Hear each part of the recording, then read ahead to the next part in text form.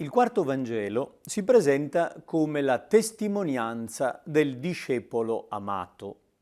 Lo riconosciamo come Giovanni e sappiamo che è un testo nato nell'arco di 70 anni di meditazione. L'autore ha quindi avuto tempo e modo per elaborare bene un testo, magari in più edizioni, ha potuto integrare, correggere e completare bene lo schema. Noi oggi abbiamo la possibilità di leggere questo testo letterario simbolico veramente prezioso per la fede cristiana. Vediamo anzitutto come è composto. C'è un prologo, il famoso prologo di San Giovanni, testo lirico, che è stato scritto alla fine e quindi giustamente conviene considerarlo alla fine della trattazione. In fondo al libro c'è un epilogo con il racconto della apparizione pasquale di Gesù sul lago di Galilea, con il segno della pesca miracolosa, ma soprattutto del cibo offerto ai discepoli e del riconoscimento di Pietro. In mezzo a questi due elementi che aprono e chiudono, si svolge il racconto facilmente divisibile in due parti. Abitualmente gli studiosi parlano del libro dei segni per la prima parte e del libro dell'ora per la seconda. Fino al capitolo 12, che fa da cerniera centrale, l'autore racconta i segni compiuti da Gesù e nell'insieme sono 7. A partire dal capitolo 13, dove il capitolo 12 fa da chiusura e apertura, troviamo la cena pasquale in cui Gesù per 5 capitoli parla con un testamento spirituale, lascia il suo insegnamento come eredità ai discepoli. E poi il momento della passione e della risurrezione, il compimento della gloria nell'ora di Gesù. Soffermiamoci anzitutto sulla prima parte, diciamo i primi 11 capitoli, dove vengono raccontati 7 segni. Il primo è quello di Cana, il secondo è di nuovo a Cana, la guarigione di un bambino che sta per morire. Il terzo, il paralitico della Betesda. Il quarto, il segno dei pani nel deserto intorno al lago di Galilea. Il quinto, il cammino di Gesù sull'acqua nella notte come rivelazione della sua divinità. Il sesto è il miracolo di creazione del cieco nato. E il settimo è il segno più vicino alla realtà. L'amico Lazzaro viene richiamato dal sepolcro. L'amico dona la vita a Lazzaro, ma per dare la vita all'amico Lazzaro Gesù perde la propria vita. Questo è il canovaccio principale segnato proprio da una serie di racconti incentrati su segni compiuti da Gesù.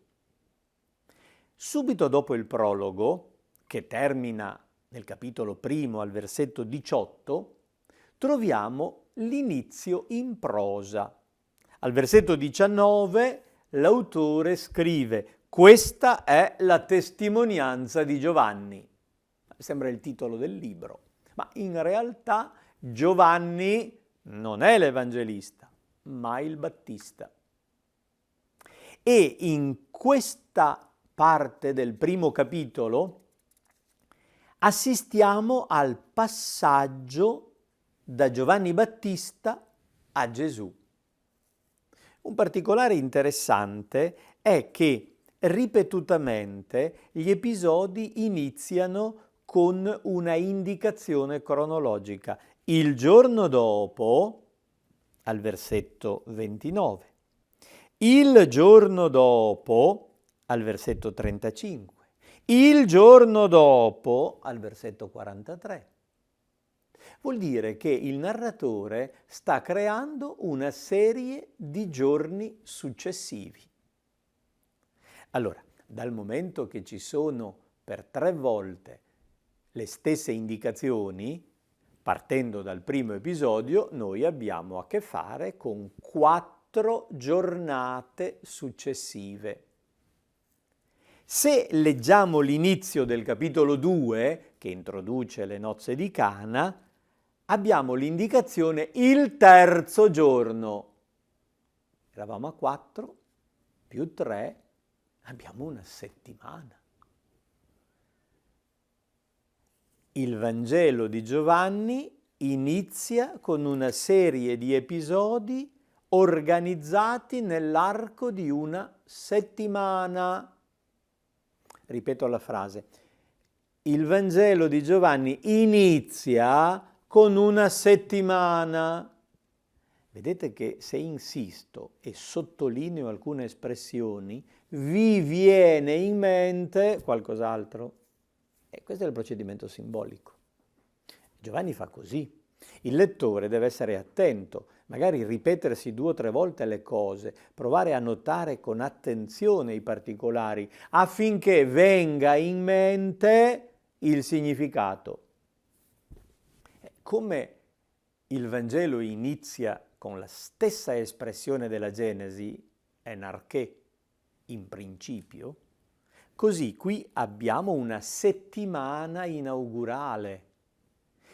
In alcuni giorni successivi viene narrato il passaggio da Giovanni Battista a Gesù e c'è un richiamo alla settimana inaugurale della creazione. C'è un nuovo mondo che sta iniziando. L'incontro con Gesù è una novità, è una nuova creazione.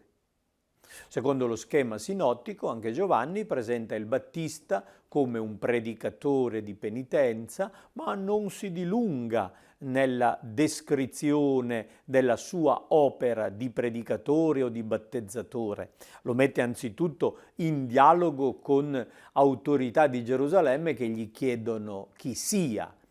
E Giovanni dice che è semplicemente la voce, è un inviato per preparare la strada a colui che viene dopo. Il giorno dopo compare anche Gesù sullo sfondo e Giovanni dice ai suoi discepoli: ecco l'agnello di Dio. Una espressione strana, originale, con cui il Battista presenta ai propri discepoli la figura di Gesù. Il giorno seguente i discepoli del Battista lo lasciano per andare dietro a Gesù. Gesù si ferma, si vede seguito e chiede a questi 2: che cosa cercate? È la prima parola che pronuncia il personaggio di Gesù nel racconto di Giovanni. È una domanda importante. Ritornerà altre 2 volte. Gesù chiederà all'inizio della passione ai soldati che lo arrestano: chi cercate? E il risorto, come prima parola nel Vangelo di Giovanni, pronuncia questa domanda parlando a Maria di Magdala: donna, chi cerchi? È la stessa frase ma cambia. Avete notato il cambiamento? La prima volta c'è un oggetto materiale, che cosa cercate? La seconda volta una persona, chi cercate? La terza volta il plurale diventa singolare ed è molto personalizzata la domanda. Chi cerchi? È un itinerario che il lettore deve fare. Bisogna stare attenti a cogliere tutti i particolari, perché la bellezza del Vangelo secondo Giovanni è proprio la ricchezza di significato in ogni piega del testo, del racconto. Ogni particolare, ogni sfumatura deve essere apprezzata, valorizzata, memorizzata, in modo tale che andando avanti nella lettura si colga il collegamento e si apprezzi la progressione dell'interpretazione. I discepoli lasciano il Battista e vanno dietro a Gesù. Dice che uno dei due si chiamava Andrea e l'altro non è nominato. E proprio il fatto di questa reticenza fa venire in mente che possa essere l'autore stesso. Discepolo di Giovanni Battista, ha lasciato quel predicatore penitenziale per andare dietro a Gesù. Difatti non troviamo nel quarto Vangelo il racconto della chiamata dei pescatori, ma la chiamata dei primi discepoli avviene sulle sponde del Giordano, nella zona del Mar Morto, molto più a sud, poco fuori Gerusalemme. Andrea parla di questo personaggio che hanno incontrato a suo fratello Simone e lo porta da Gesù e inizia a costituirsi un gruppo di discepoli. Il giorno dopo, Filippo, che era dello stesso paese di Andrea e di Simone, Betsaida, trova un altro di nome Natanaele, è quello che noi conosciamo come l'apostolo Bartolomeo, e gli dice: abbiamo trovato il Messia, viene da Nazaret. Bartolomeo, originario di Cana, dubita che da Nazaret possa venire qualcosa di buono e scherza su questa identificazione. E Filippo non trova di meglio che ripetere quello che aveva detto Gesù: vieni e vedi. È un invito importante al lettore: vieni dentro il testo, devi fare la prova, devi conoscere Gesù, devi provare a stare con Lui, devi imparare a conoscerlo condividendo la sua vita e allora potrai vedere. Bartolomeo, che arriva davanti a Gesù scettico, si sente conosciuto.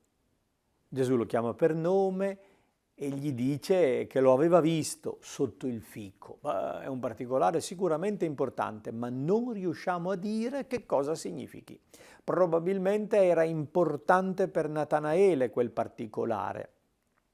Gesù gli dice: ti conosco bene, prima che tu sentissi parlare di me io ti conoscevo già bene. E Natanaele subito confessa la fede: tu sei il re di Israele, tu sei il figlio di Dio.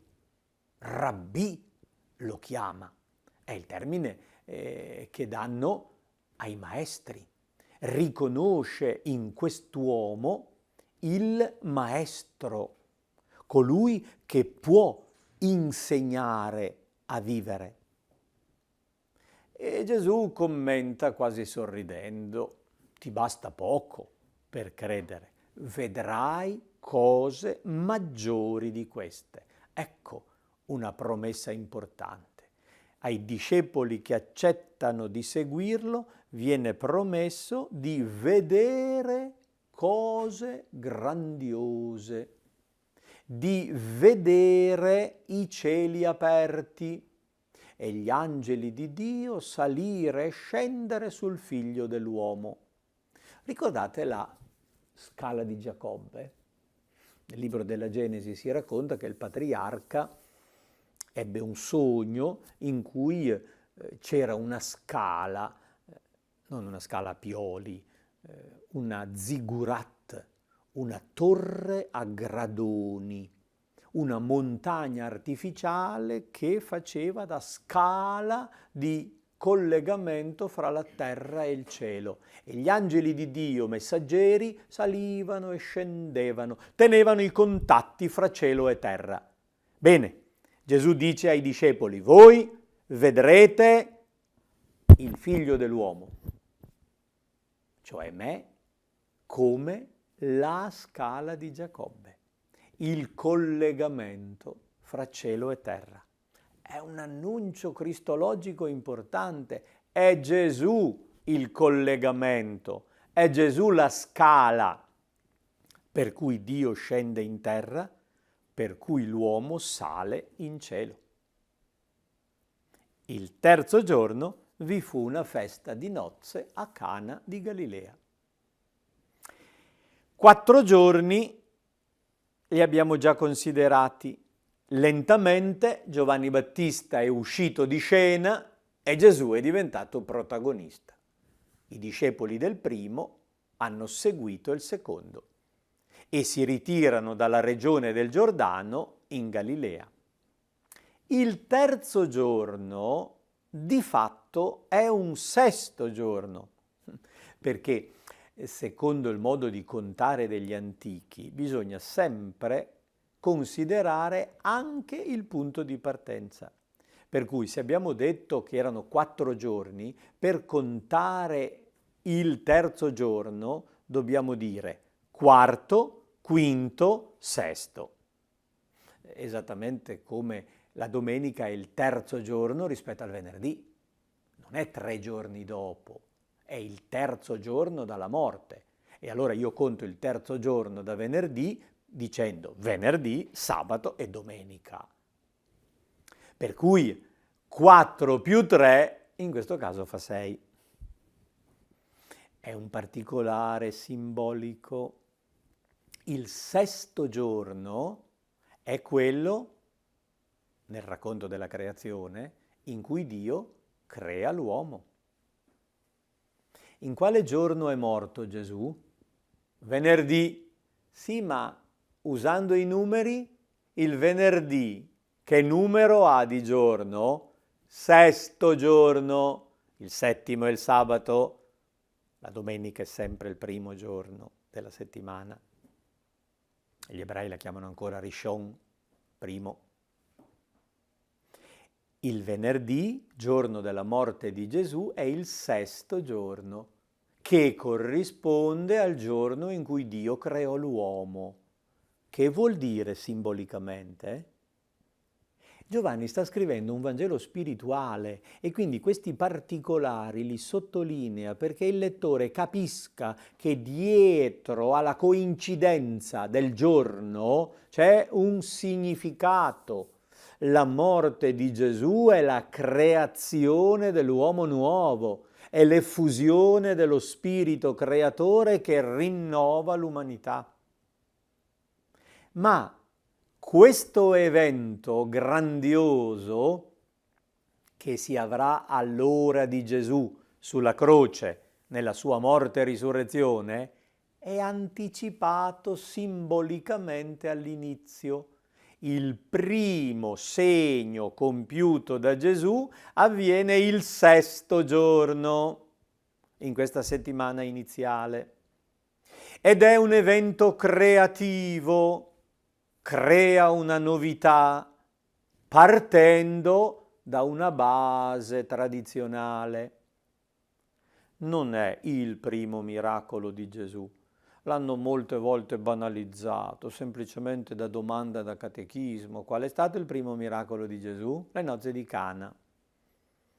Non è una questione di primo in ordine cronologico, i sinottici non lo raccontano nemmeno.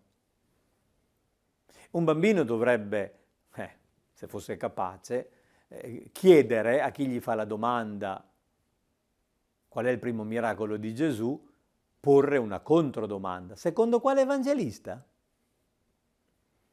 Perché se io considero Marco, le nozze di Cana non ci sono. E allora il primo miracolo di Gesù è la liberazione di un indemoniato nella sinagoga di Cafarnao. E se considero Matteo, dico che il primo miracolo è la purificazione di un lebbroso, quando Gesù scese dal monte dove ha fatto il discorso della montagna. Cambiando evangelista, cambia prospettiva. Il lettore deve essere intelligente. Non stiamo ricostruendo una ipotetica vita di Gesù da raccontare per dei quiz. Stiamo cercando di capire dei testi teologici profondamente letterari e intelligenti, che chiedono lettori intelligenti, che non banalizzano le cose.